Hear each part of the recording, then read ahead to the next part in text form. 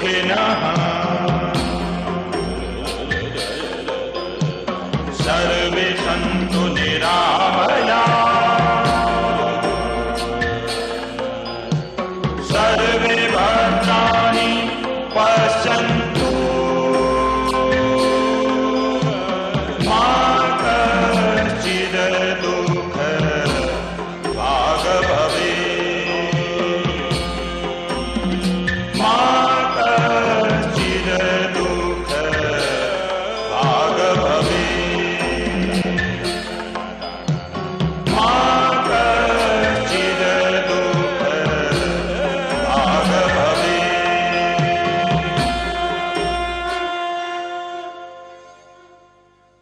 21वीं सदी में हमारे रोजमर्रा के जीवन का स्वरूप एकदम बदल गया है। मानसिक क्लेश, तनाव, काम का बोझ, इसमें से कोई ना कोई परेशानी हर एक के जीवन में कहीं ना कहीं जरूर मौजूद है। हम आपके लिए लाए हैं ज्ञान और गतिविधियों की अनोखी श्रृंखला, जिसकी मदद से आपको मिलेगी शारीरिक और मानसिक शक्ति, यानी कि आप आज की जिंदगी की मुश्किलों का सामना बेहतर ढंग से कर सकेंगे। So join us and let go।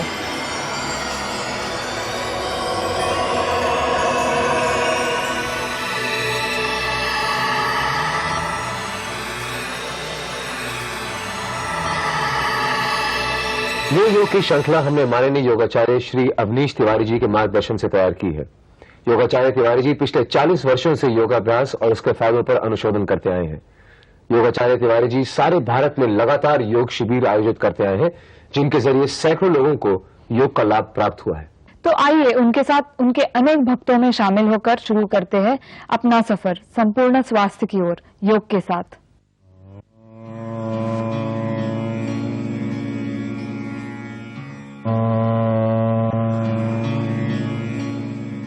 योगाचार्य Shri Awanish Tiwari ji पिछले 40 वर्षों से योगा के क्षेत्र से जुड़े हुए हैं। इन्होंने तकरीबन 150 से ज्यादा योग शिविर आयोजित किए हैं और लगातार 3 बार इन्होंने राष्ट्रीय योगा चैंपियनशिप में वेटरन ऑफ इंडिया अवार्ड भी प्राप्त किया है।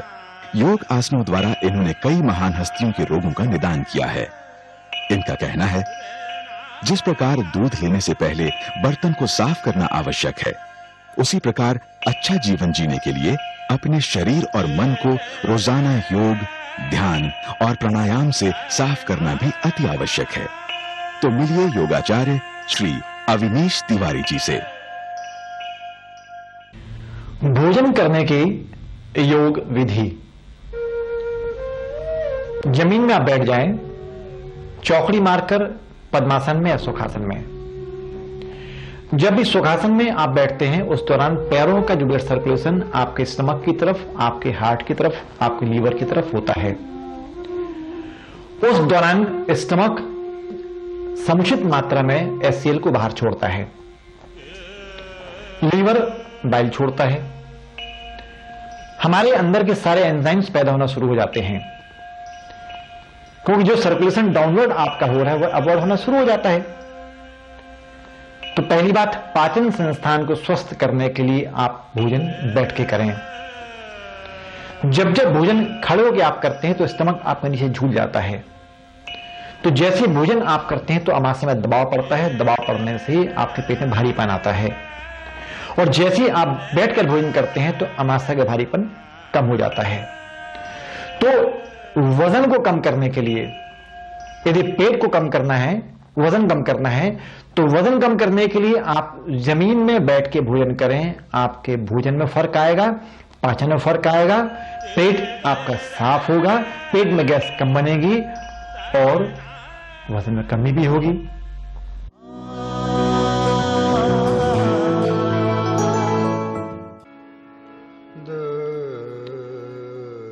आंख बंद करके कुछ देर बिल्कुल शांत बैठे हैं।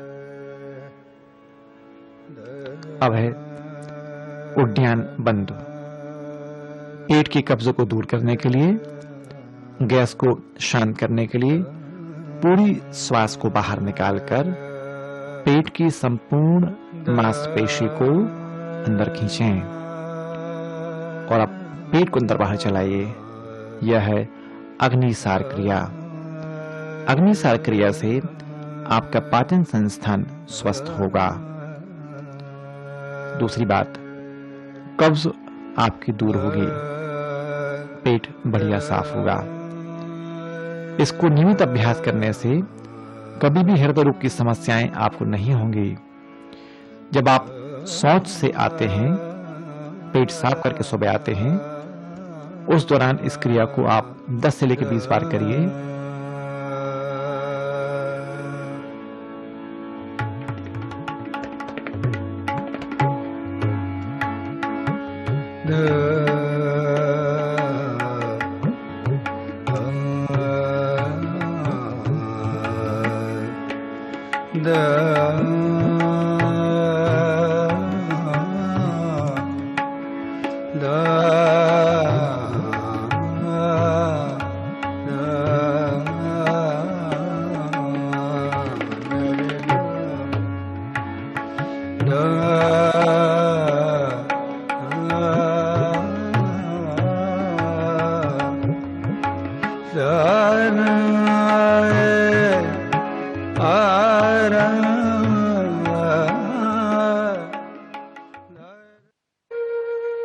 पेट की गैस को दूर करने के लिए पूरी श्वास को बाहर निकालकर पेट की मांसपेशी को अंदर खींचना है, उसको उद्यान बंद कहते हैं। तो जब आप उद्यान बंद करते हैं, पेट को अंदर खींचते हैं, उस दौरान आपके पेट की गैस भी शांत होती है। भविष्य में कभी भी आपको लीवर के प्रॉब्लम नहीं होंगे, कब्जियत आपकी दूर होगी। पेट का भारीपन, तौंद निकली हुई है, तौंद को कम करने के लिए आप उद्यान बंद करिए। उद्यान बंद करते ही करते अपने आप पेट आपका साफ भी होगा, लीवर आपका साइज में भी होगा और आप अच्छे स्वास्थ्य को प्राप्त होंगे।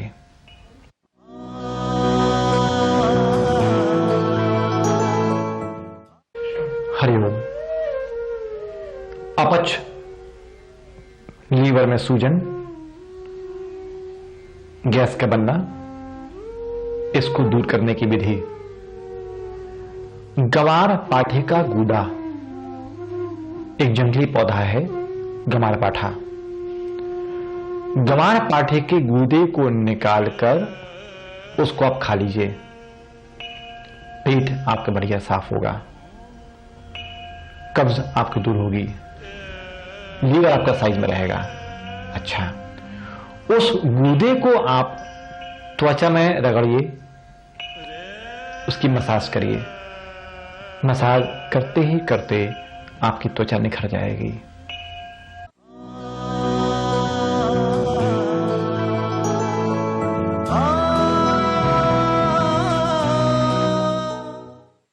पवन मुक्त आसन, इसे कहते हैं एंटी गैस्ट्रिक। पहले दाएं घुटने को मोड़कर पेट के पास में अत्यधिक दबाते हैं। दाएं घुटने को पेट की ओर दबाकर, यदि आप सर्वाइकल पेन से पीड़ित हैं तो गर्दन ना उठाएं। यदि आप सामान्य हैं तो अपनी ठुड्डी को यानी चिन्ह को घुटने में छुलाने का अभ्यास करिए। श्वास लेते हुए वापस लाएं। ध्यान रखें, जब भी आप ऊपर आते हैं श्वास बाहर होना चाहिए। बायां घुटना मोड़कर आपने पेट के पास में दबाया और चिन्ह को घुटने में छुड़ाने का अभ्यास किया। इसमें आप लंबा से लंबा रुकते हैं। याद रखें, यदि गर्दन में आपको तकलीफ है, सर्वाइकल पेन से पीड़ित हैं, तो गर्दन आपको नहीं उठाना है, नहीं आपको घुटने में लगाना है। इस क्रिया को आप 5 से लेकर 10 बार तक और 20 बार तक कर सकते हैं। अगली क्रिया में आपको दोनों हाथ की हथेलियों से पंजे को पकड़कर पेट की तरफ दबाव पैदा करना है और ठुड्डी को यानी चिन्ह को घुटने में छुड़ाना है। इसमें आप लंबा से लंबा रुकें। कमर और पीठ का अच्छा व्यायाम है।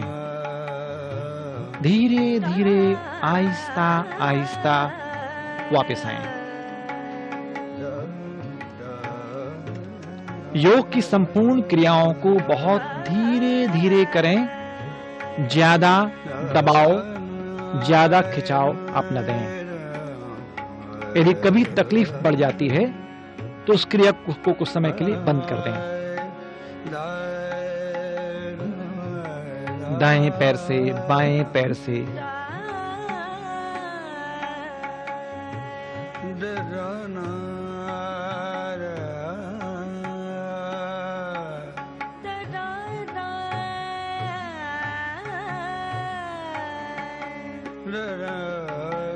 पहले सिर नीचे लाएं, उसके बाद पैर को छोड़कर धीरे धीरे आप नीचे लाइए।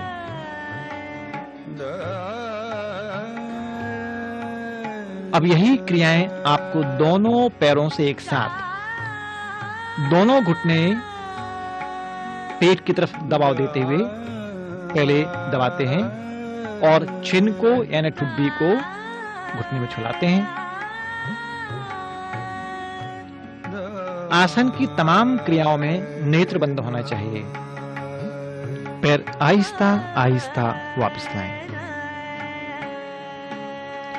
कोशिश करें आसनों में आप ज्यादा देर रुकें। दोनों हाथ की हथेलियां पंजे के पास जमाकर आप दबाव पैदा करिए। पेट की संपूर्ण गैस को शांत करने के लिए।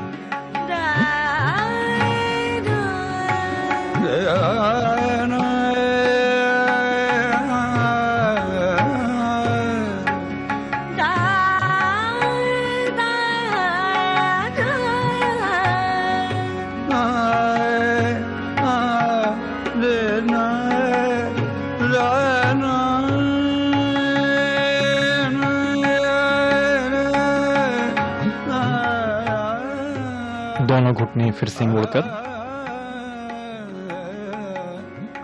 पेट के पास में लाइए और दोनों हाथ की हथेलियों से पंजों को दबाते हुए सीने की तरफ खींचना है और ठुड्डी घुटने में छुलाना है।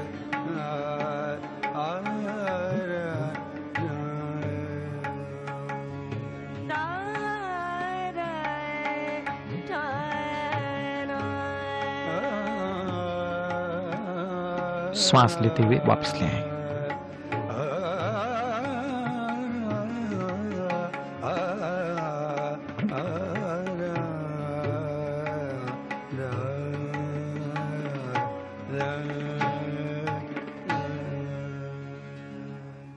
पवन मुक्त आसन यानी गैस, पेट में गैस का बनना।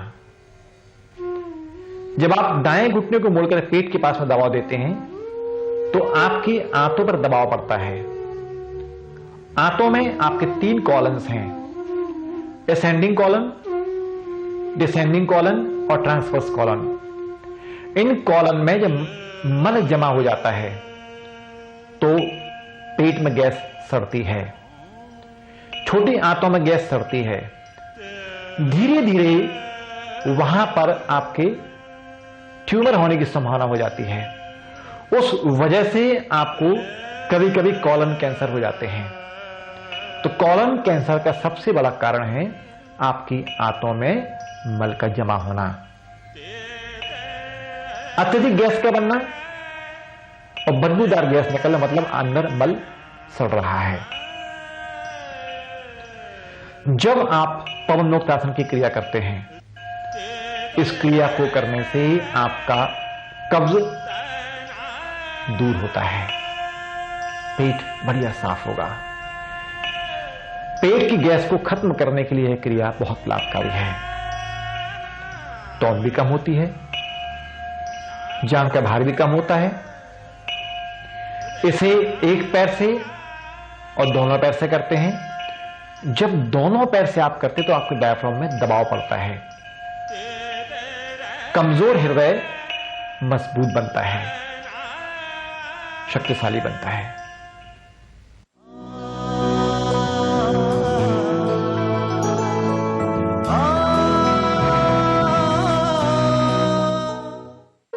कपाल भाती प्राणायाम। षट कर्मों में 6 कर्म आते हैं जिसमें कपाल भाती का स्थान है। इसमें जोरों से श्वास को बाहर फेंकते हैं, लोहार की धौंकनी के समान। साधारण श्वास को अंदर लेते हैं और जोर से श्वास को बाहर फेंकते हैं, उस दौरान पेट की संपूर्ण पेशियां अंदर खींचती हैं।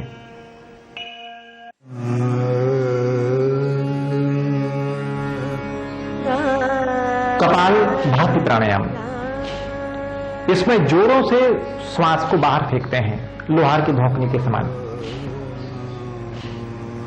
साधारण श्वास को अंदर लेते हैं और जोर से श्वास को बाहर फेंकते हैं, उस दौरान पेट की संपूर्ण पेशियां अंदर खींचती हैं।